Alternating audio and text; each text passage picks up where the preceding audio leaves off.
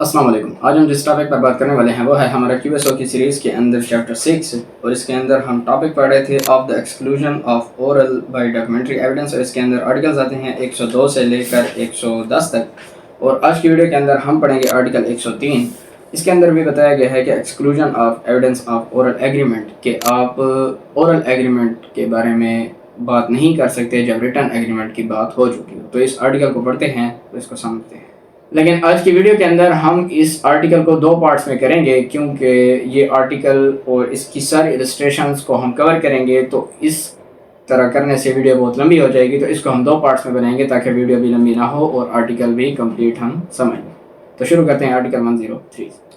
When the terms of any such contract, grant or other disposition of property or any matter required by law to be reduced to the form of a document have been proved according to the last article, no evidence of any oral agreement or statement shall be admitted as between the parties to any such instrument or their representative in interest for the purpose of contradicting, bearing, adding to or subtracting from its terms. اس article کے اندر کہتا ہے کہ جب کسی document کو لکھنے کا کہا گیا ہے قانون میں اور اس ڈاکومنٹ کو جو کہ کسی کانٹریکٹ، گرانٹ یا ڈسپوزیشن آف پراپرٹی کے متعلق ہے لکھ دیا گیا ہے اور اس کو پروف بھی کر دیا گیا ہے. لاسٹ آرٹیکل 102 میں ہم نے پڑھا ہے کہ جب بھی ہم کوئی ڈاکومنٹ پروڈیوس کریں گے تو اس کو پرائمری یا سیکنڈری ایویڈنس کے ساتھ پروف کریں گے. اس کے بارے میں ہم اورل ایویڈنس نہیں دیں گے. جب سیکنڈری یا پرائمری ایویڈنس کے مطابق وہ پروف بھی ہو گیا ہے اور لا بھی کہتا تھا کہ لکھا ہوا ہونا چاہیے، اب اس کے بعد کوئی ایویڈنس نہیں آ سکتی کسی اورل ایگریمنٹ کے بارے میں.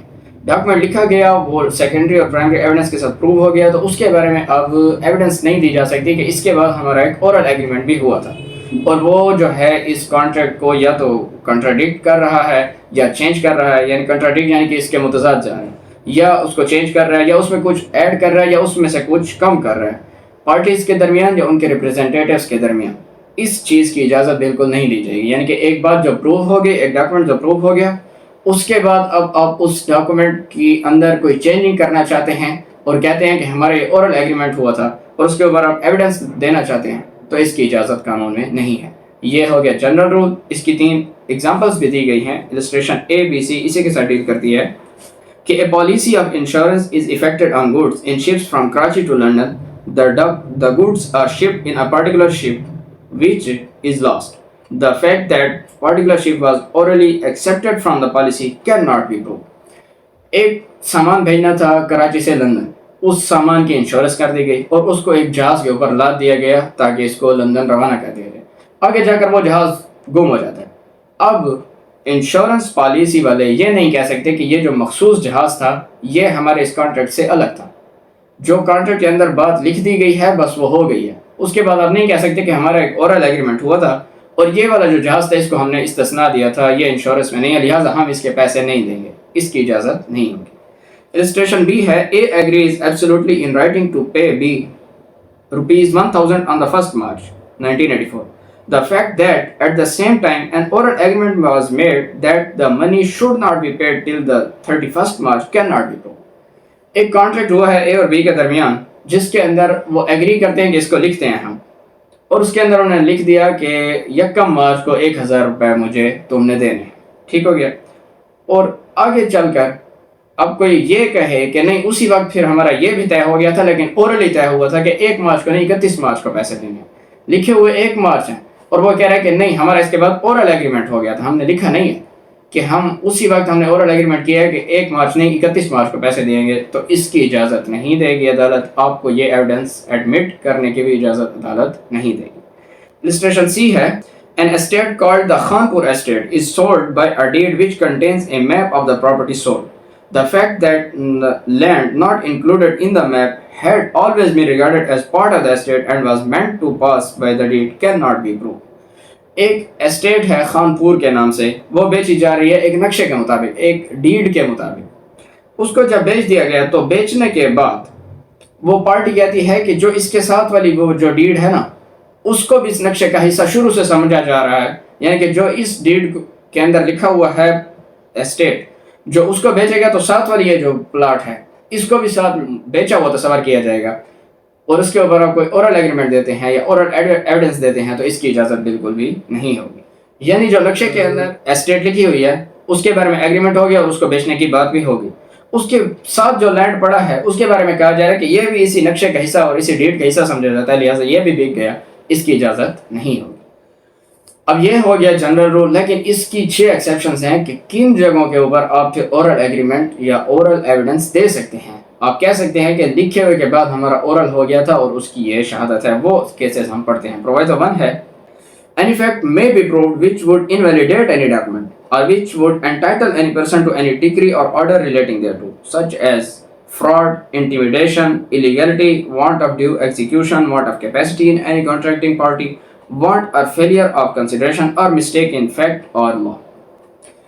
کہ جو لکھا ہوا ڈاکومنٹ ہے وہ آپ نے پروو کر دیا, اب اس کے بعد آپ کوئی فیکٹ عدالت میں لانا چاہتے ہیں جو اس ڈاکومنٹ کو انویلیڈیٹ کر دے گا, یا وہ فیکٹ کسی پارٹی کو کسی ڈگری یا آرڈر کا انٹائٹل کر دے گا, یعنی کہ آپ عدالت میں کوئی ایسی بات شو کر دیں گے جس سے کسی کا حق پیدا ہو جائے گا اس ڈاکومنٹ کے متعلق, تو اس کی اجازت پھر آپ کو عدالت دیتی ہے. کون سے فیکٹ؟ یعنی کہ فراڈ آپ پیش شو کر دیتے ہیں کہ فراڈ کیا گیا ہے اس کے ساتھ.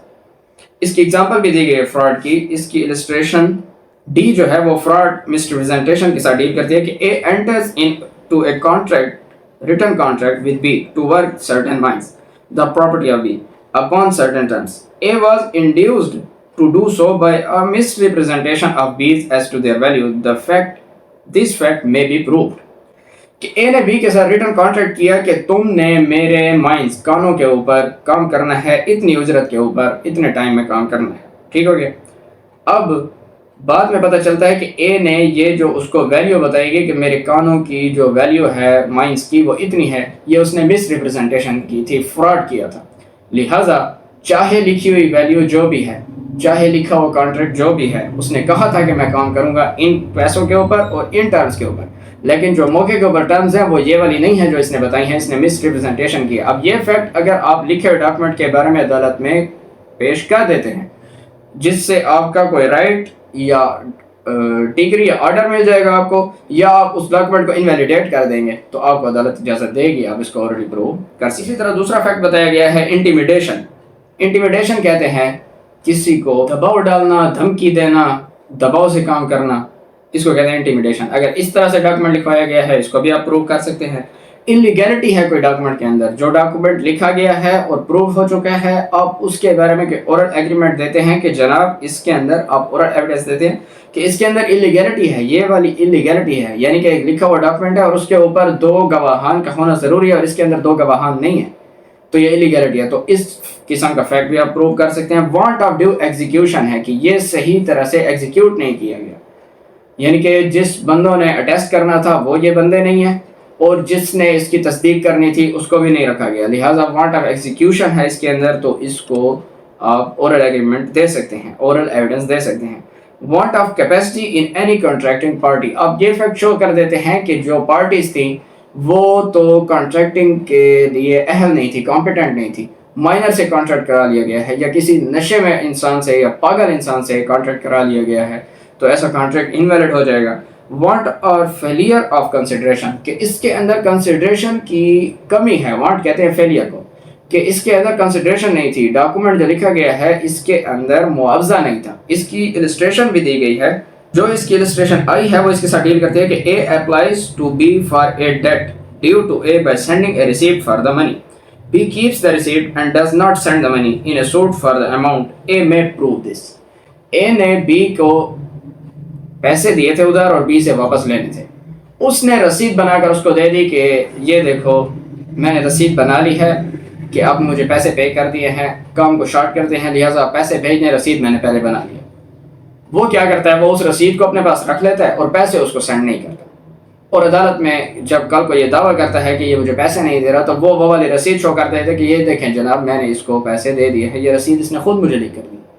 اب اس کے اوپر آپ کوئی فیکٹ شو کرتے ہیں اورل ایگریمنٹ کہ جناب بعد میں ہمارا اورل ایگریمنٹ ہوا تھا, میں نے اس کو کہا تھا کہ تم رسید رکھ لو اور پیسے مجھے بھیج دو, میں نے رسید پہلے ہی بنا لی, تو اس چیز کو وہ پروو کر سکتے ہیں کیونکہ اس کے اندر وانٹ آف کنسیڈریشن آ گئی. یا مسٹیک ان فیکٹ اور لا ہو گئی ہے, کوئی ایسی مسٹیک ہو گئی ہے جس کی وجہ سے کسی بندے کا حق چلا گیا ہے اور وہ اگر مسٹیک درست کر دی جائے تو اس کو یہ انٹائٹل کر دے گا کسی آرڈر یا ڈگری کے لیے اگر وہ یہ فیکٹ شو کر دیتا ہے. تو اس کی بھی ایگزامپل دی گئی ہے جو اس کی السٹریشن ای ہے اس کے اندر بتایا گیا ہے A institutes a suit against B for the specific performance of a contract and also prays that the contract may be reformed as to one of its provisions. As that provision was inserted in it by mistake, A may prove that such a mistake was made as would by law entitle him to have the contract reformed.